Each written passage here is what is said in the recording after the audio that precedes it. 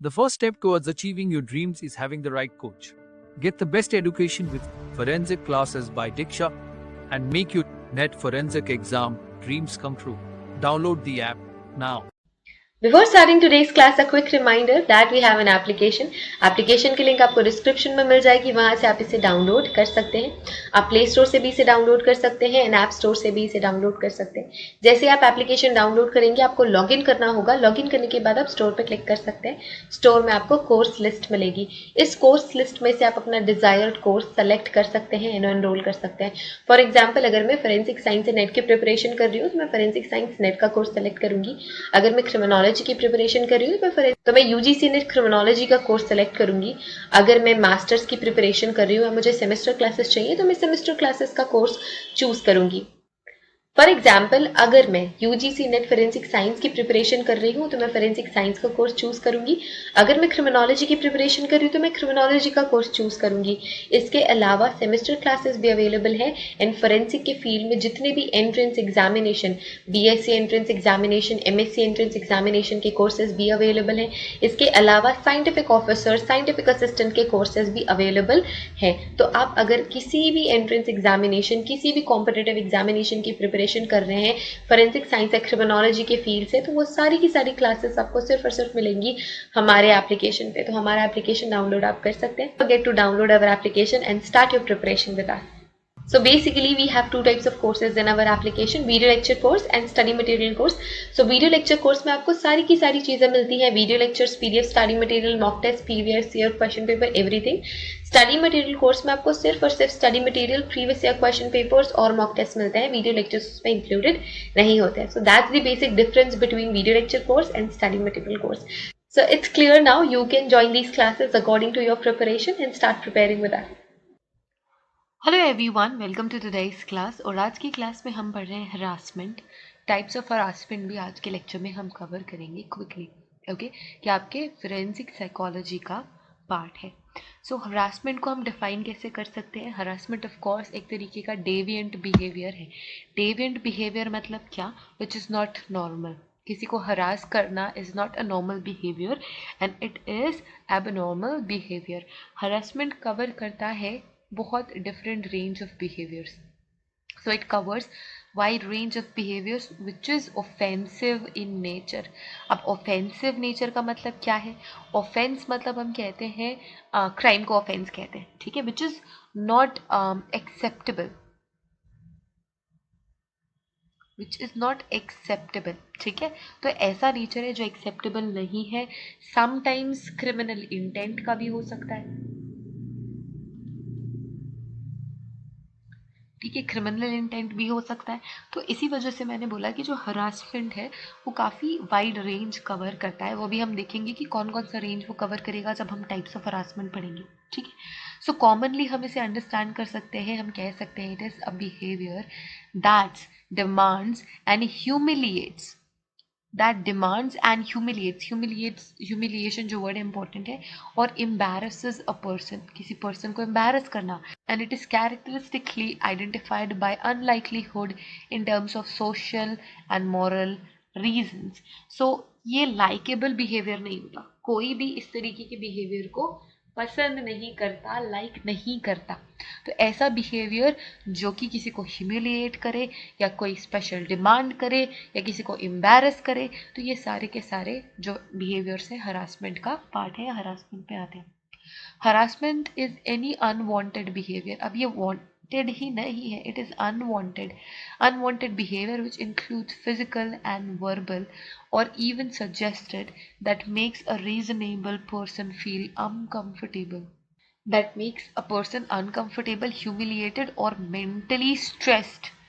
ठीक है, mental stress हो जाता है उस बिहेवियर से. अगर विक्टिम को ह्यूमिलिएटेड फील होता है, अनकंफर्टेबल फील होता है, वो किसी भी तरीके का वर्बल या फिजिकल बिहेवियर हो सकता है विच इज़ नॉट वांटेड. ठीक है, depending upon the state of laws the definition and boundaries of harassment may differ.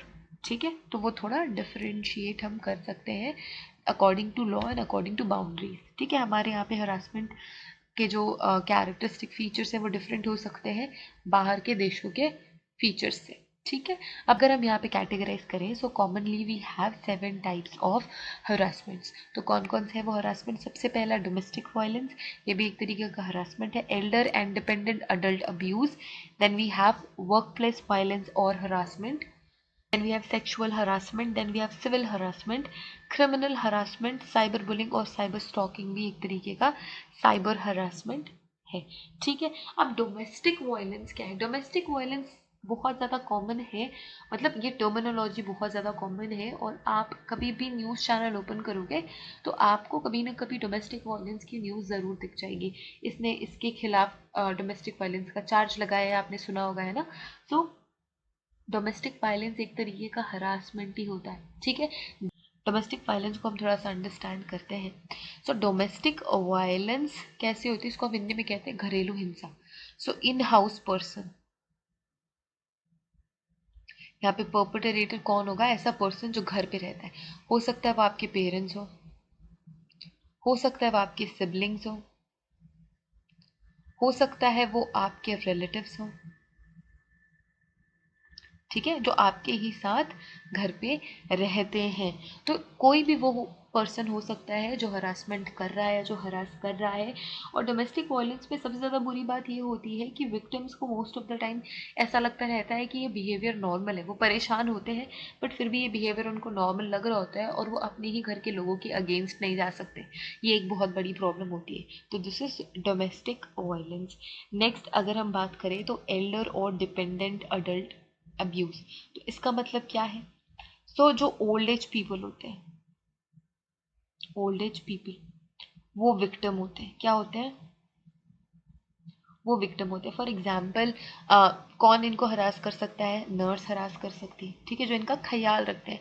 जो ओल्ड एज पीपल, वो ओल्ड एज ऐसे लोग जिनको ख्याल रखने वालों की ज़रूरत है और जो इनका ख्याल रखते हैं, जैसे कि नर्स इनका ख्याल रखती है या फिर कोई भी नैनी। ठीक है, ओल्ड एज पीपल का भी जो नैनी, जो नर्सेज जो ख्याल रखती है, वो अगर इनको अब्यूज़ करें तो वो हो गया एक तरीके का एल्डर और dependent adult abuse.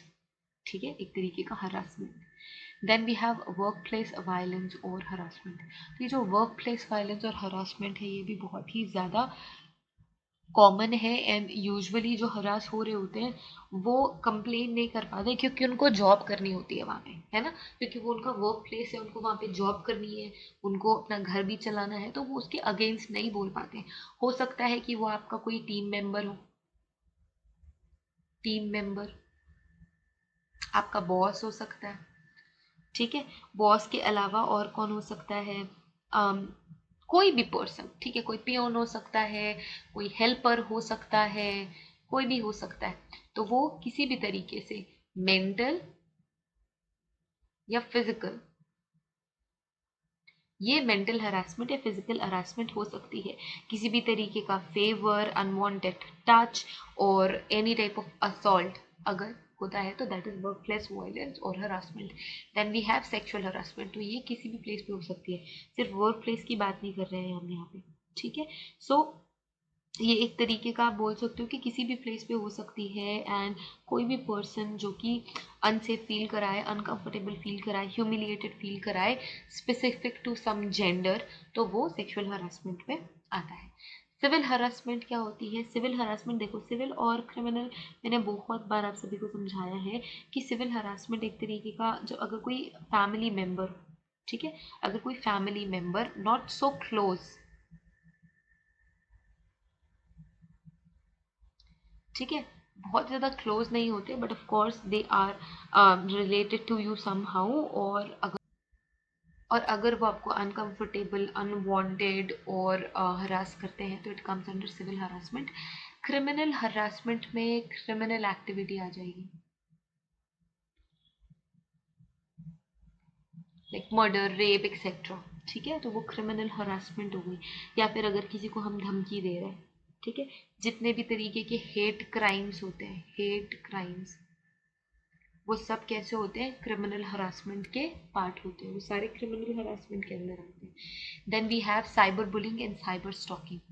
Cyber bullying and cyber stalking, तो ये सारा कुछ डिजिटल हो गया, तो कोई फिजिकल हार्म नहीं पहुंच रहा है, इज नॉट इंक्लूडेड ठीक है, फिजिकल हार्म नहीं पहुंच रहा है, बट जो भी विक्टिम है वो मेंटली बहुत ज़्यादा परेशान होता है, मेंटली अब्यूज उसे महसूस होता है, and which is not good for that victims mental health. ठीक है, तो ये क्या हो गई, साइबर बुलिंग और साइबर स्टॉकिंग। किसी के पीछे पड़ जाना, किसी को उल्टी सीधी बातें ऑनलाइन कहना, तो एक तरीके के जो हेट कमेंट्स होते हैं, ठीक है, जो हेट कमेंट्स होते हैं वो सारे के सारे क्या हो गए, साइबर बुलिंग का पार्ट हो गए। और अगर कोई पर्सन आपको सारे सोशल मीडिया प्लेटफॉर्म्स पे स्पैम कर रहा है या फिर आपके पीछे पड़ा हुआ है, तो that will be cyber stalking. हम स्टॉकिंग भी पढ़ेंगे, टाइप्स ऑफ स्टॉकिंग भी पढ़ेंगे in upcoming classes, and these are the 7 different types of harassments जो कि बहुत ही ज़्यादा इम्पॉर्टेंट है।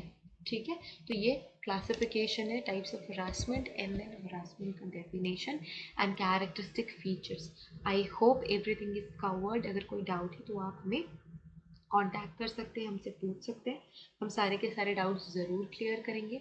अगर you want for watching this video, have a great day ahead, take care of yourselves and see you guys in the next class. Till then take care, bye.